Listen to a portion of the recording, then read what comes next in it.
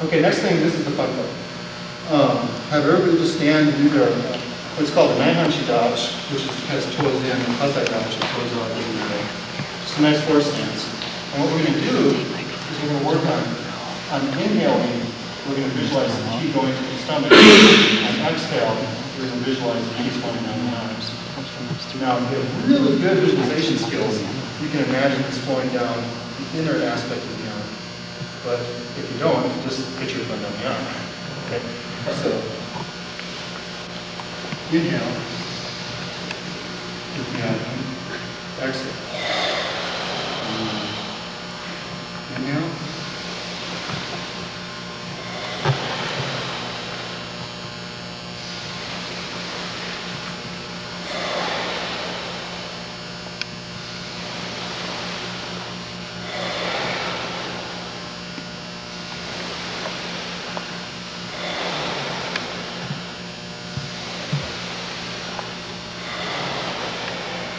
Try to let the hands ground this way. See how I'm creating a little stretch here? Slight connect the tension with the tendons in the arm. So, kind of this way. Almost as if I was going to be doing a double knife hand strike with somebody's abdomen. Or you can think about it as touching your fingers around the tree. A couple more times.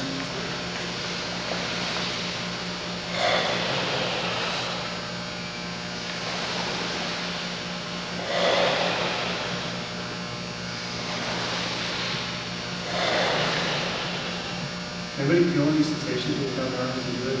Should be pretty common. I bet over half of people. Okay, now find a partner. We're going to work on the same principle, but we're going to give it a martial application. Okay, so you got a partner? Okay. Partner, you got you?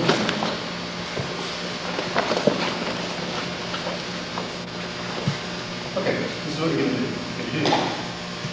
So, what I want you to try doing now is just hit real lightly on large intestine 10 with your partner and get a judgment about what it feels like to be hit there.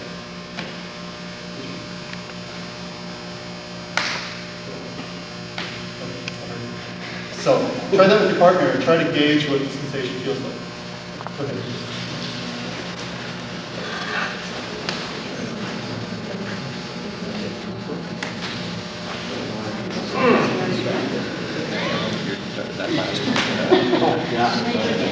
Don't be the dial on the moving side. We're just doing it eye level so you can work on concentrating on your fingers. So what I want you to do is stretch until you can feel a tension all the way down the arm. You should go slightly out, extend your shoulder, extend the elbow slightly, and then turn the wrist inwards. And I think maybe you need to go a little far and feel the tension all the way down the arm. Can everybody feel it now? A nice tension going down the arm? Okay, now turn it until it almost disappears but not quite. Okay, can everybody still feel a real light connective tension on the arm? Okay, now we're going to work on the same thing. Inhale, lift it down to the abdomen. Now exhale. Down the fingers. Inhale. Now those of you that felt the sensation before should feel a stronger sensation now. And some of you that didn't feel anything should be able to feel it now. Can anybody not feel anything at all? Really? No? Okay. Can I watch it then? Go ahead and keep working on it. Try to get the fingers are starting to twitch a little bit every time you exhale. That's a good sign. It means that you're building on the way there. Okay? Shake your arm out if you get Okay. So sometimes you won't feel a lot. If you're starting to see a little bit of a twitching in your finger, that means that you're headed in the right direction. If you keep working on it, you should start to feel something in time. Okay. Now with your partner, shake your arm out so it's not there. I want you to do the same thing now, and then this time have him hit your arm as you're exhaling and visualizing the qi go down the arm so you can feel a difference. Okay. Maybe I'll demonstrate on time. Okay, so everybody watch the time. She's going to find a position again where it's stretched. Okay, and she's going to adjust until it almost disappears. Now she's going to inhale. And she's going to make her breath audible purely so that everybody can hear it, including me. But you don't have to do this exercise with any audible breath. Okay? I get harder, so it might be. Okay. Is it rest up? Okay. Try it.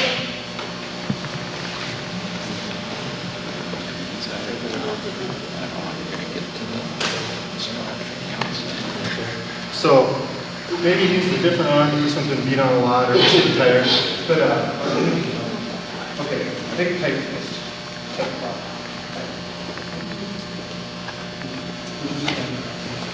Just put on your turn around your side. Just go ahead and do that.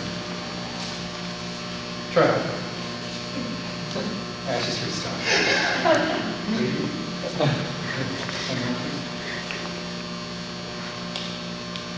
Okay. Now, a couple times relax. Now, you actually notice a major difference in her muscle tension. She'll have almost no muscle tension at all, but she will have a relaxed stretching. Is there a difference in effort level needed? Okay. Please hold that. Okay. And he's able to structurally move her, because she's light. He can pull her around, but he wasn't able to get a significant bending of the arm. And I want you guys to try and see if you're not actually using less effort, but getting a bigger result. The key here is what you're doing with your mind, not what you're doing with your body. You'll notice that both times I do this, you'll be structurally identical. Okay, good stuff. Moving down, stretch, nice and easy. Don't make your arm tense, just stretch. Put a considerable amount of force. Okay, nipples.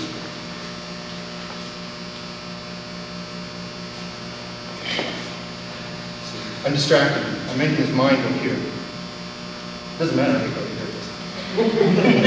Doesn't matter. Okay.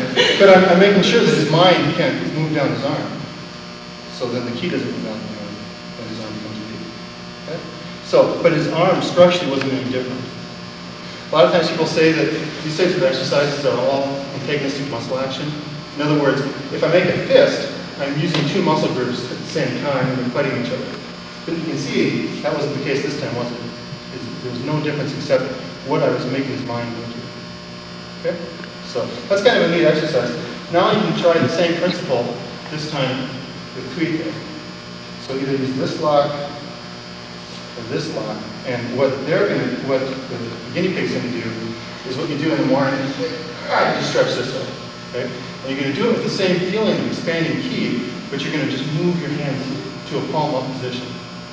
So, nice to do this like right here. And I'm not able to turn my hand over, but that's the feeling I want to put into my hand. Now, it's kind of interesting. First, I mentioned this to Chris before. First time I was taught this, the guy that did it, this guy, also did this. So, but it's really interesting. And go ahead and try it. And try both. See if you can see a difference. Go ahead.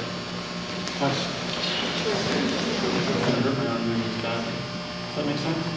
Okay. So you wouldn't just go, oh, I know this is ridiculous, you can't do my arm. This is something that you'd be doing all the time when you're doing martial art. You'd be thinking about the key moving down the arm and it will automatically make your arm harder to manipulate or harder to strike. Does that make sense to everybody? Oh, okay. This is actually a cheating version of what's called daishyuten Kiko, which means a big cycle of the sky. In the correct daishyuten, you're actually circulating the ki through the entire body. You bring it up through the legs, up the back, out the arms this way, and that's the first cycle. And that's what you do when you do your compound, the exhalation phase as you're stepping forward. On the inhalation phase, you're bringing it back the arm, up the back, around the front of the body, and down the legs. Sounds really complicated, right? Well, it is. It's really hard to do. But this is a real short cheater version. But when you do the full version, you see a lot greater effects than when you're just doing the shorthand version of today. But since that training is a lot more difficult, we're not going to really cover it all today. But we will go on to one of the fundamental exercises in Okinawa Karate. What time are we supposed to be out of here? Whenever you're finished. Okay. We got all night. We have all night, Sensei. This is called daishyuten Kiko, and it's again working with the two primary meridians of the body.